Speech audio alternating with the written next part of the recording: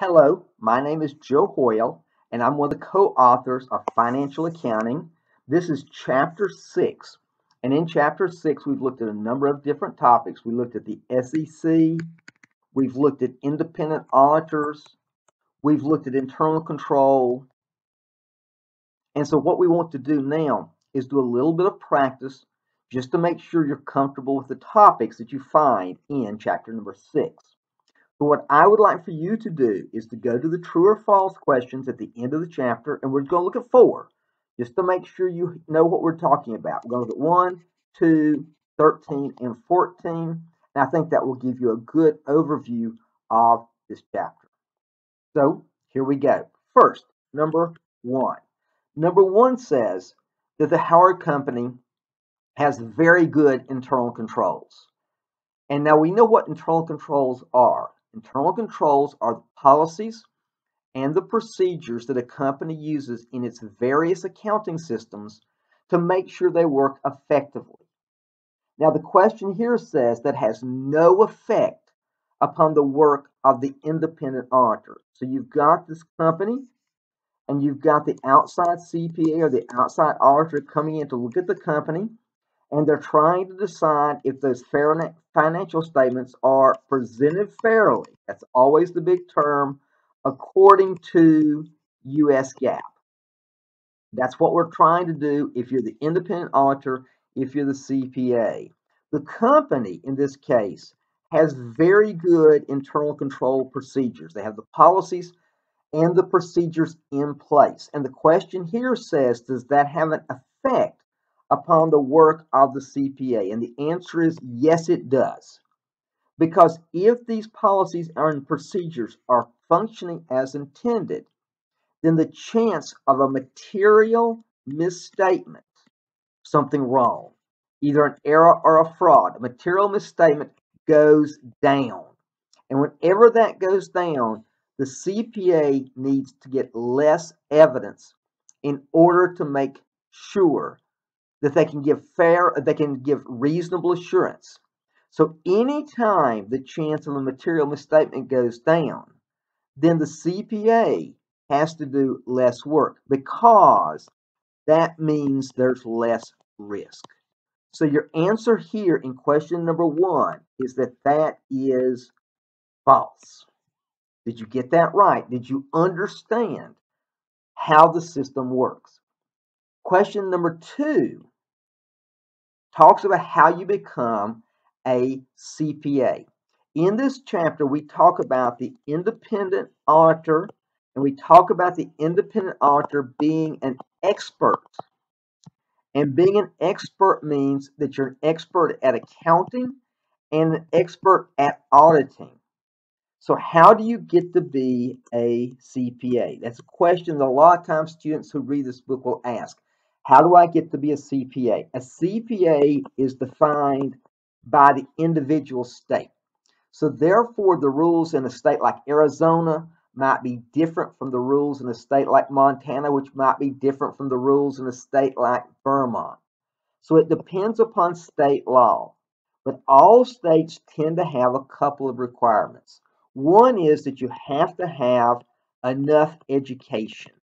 And most states require that before you become a CPA, you have to have 150 hours of college requirements. Secondly, you have to have a certain amount of work experience. In most states, that work experience is either a year or 2, but you have to have some experience working under another CPA. And finally, as you may have heard, you have to pass an examination. The CPA exam is rather famous because many people have taken it. It's difficult, but you can pass it. The pass rate, as I write this nowadays, is roughly 50% on each of the 4 parts. It has 4 parts in the CPA exam: financial accounting, auditing, regulation, and what's called BEC, which is business environment and control. Those are the 4 parts of the CPA exam. You have to have all 4 of those. Therefore, the question here says that comes under federal requirements. This question is also false. So we've done number 1 and number 2. So now let's go and do number 13. 13 says, it's talking about CPA firm or an audit firm. It says a CPA firm rarely has more than 100 auditors. And the answer to that question is that some CPA firms are very small. They might only have 1 or 2 CPAs. That's not at all uncommon. But there are many firms that have hundreds of CPAs, if not tens of thousands. It's impossible to audit a large company like McDonald's or General Motors or Microsoft without having just hundreds and thousands of CPAs. So it's not uncommon to have a CPA firm with only a few CPAs, but there are numbers of CPA firms that have thousands of accountants. And again, and I didn't mean for all of these to be false, but again, the answer to number 13 is false. And that gets us to our last question, which is number 14. Just what I'm trying to do here is to give you a feel for the profession of accounting and the financial reporting process in the United States. Question 14 says, this gets to the heart of the matter.